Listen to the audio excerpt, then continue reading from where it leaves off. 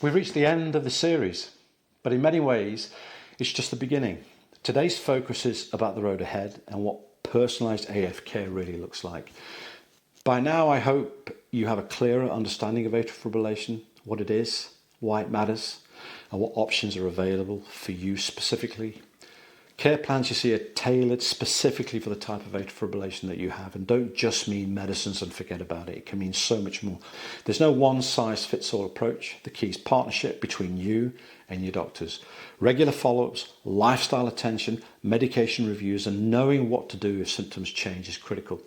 And when treatment is needed is probably one of the most important messages that I hope that this email series has delivered.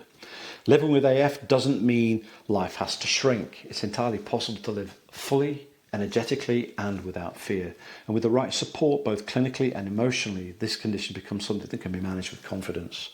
Thank you for being part of this series. I hope it's brought clarity and a sense of reassurance. And if expert support is ever needed in person, that's a conversation that we will always welcome.